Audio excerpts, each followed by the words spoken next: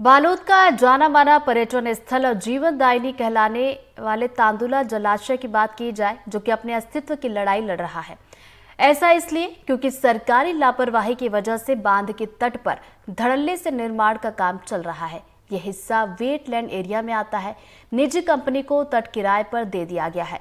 अब बांध को नुकसान पहुंच रहा है। पर्यावरण प्रेमी निर्माण कार्य को रोकने की लगातार मांग उठा रहे हैं। पिछले दिनों छत्तीसगढ़ के वन मंत्री ने बालोद में कहा था कि मामला उनके संज्ञान में है। तांदुला जलाशय पे रिसोर्ट वगैरह बनाया जा रहा है।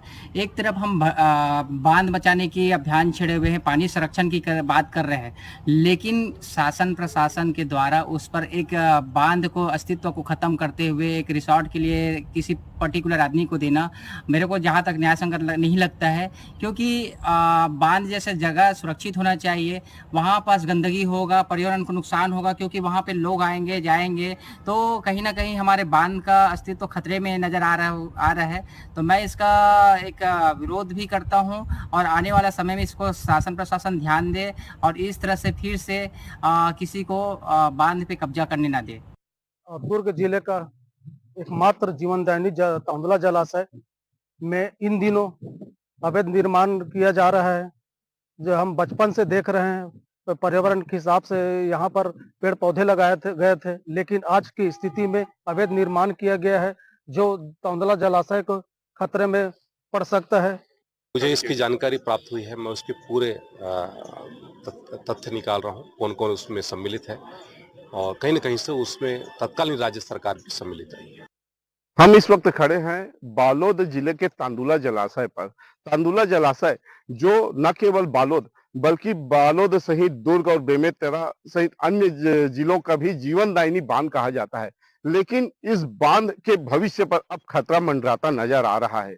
आपको बता दें, जो डैम का जो कैचमेंट एरिया होता है और वेटलैंड एरिया होता है, एनजीटी के गाइडलाइन के अनुसार इन जगहों पर किसी भी तरह के निर्माण की मंजूरी नहीं होती, लेकिन पिछले सरकार में इन सारे नियमों को ताक पे रख करके निर्माण करा दिया गया है। वर्तमान सरकार में, जो वर्तमान में भाजपा की सरकार है और सरकार में जो मंत्री है, मंत्री से भी, वर्तमान सरकार के मंत्री से भी हमने बातचीत की, उन्होंने भी साफ तौर से माना है कि इस पिछले सरकार में गड़बड़ी हुई है और ये किसी साजिश के तहत निर्माण किया गया है। और साफ तौर से देखा जा सकता है, जो बालोद जिला मुख्यालय का जो ये तांदुला बांध है, इस बांध के पीछे जिस तरह से कंस्ट्रक्शन का काम किया गया है, आप साफ तौर से देख सकते हैं। ये मेरे पीछे जो ये बांध का एरिया है और इस एरिया में जिस तरह से कंस्ट्रक्शन किया गया है, पूरा ये वेटलैंड एरिया है और कैचमेंट एरिया भी है, क्योंकि यहाँ पे पूरी तरह से जब बारिश के दिन में जब बारिश होने के बाद पूरा डैम पर जैसे जैसे जल स्तर बढ़ता है, ये पूरा एरिया जलमग्न हो जाता है। और इस पूरे जगहों पर जिस तरह से निर्माण किया गया है, कहीं ना कहीं यह निर्माण को लेकर के जो वर्तमान में जो सूबे के जो पर्यावरण मंत्री है, पर्यावरण मंत्री ने भी इसे पिछले सरकार की गड़बड़ी बताई है। वहीं इस मामले पर जब स्थानीय लोगों से और पर्यावरण से जुड़े लोगों से भी बातचीत की गई है, उन्होंने भी बताया कि यह निर्माण पूरी तरह से गलत है। लेकिन देखना होगा क्या वर्तमान सरकार में इस निर्माण के खिलाफ कार्रवाई की जाती है। कैचमेंट एरिया में जिस तरह से अवैध निर्माण किए गए हैं, गलत तरीके से निर्माण किए गए, इस पर क्या कार्रवाई की जाती है। संतोष साहू, एनडीटीवी, बालोद।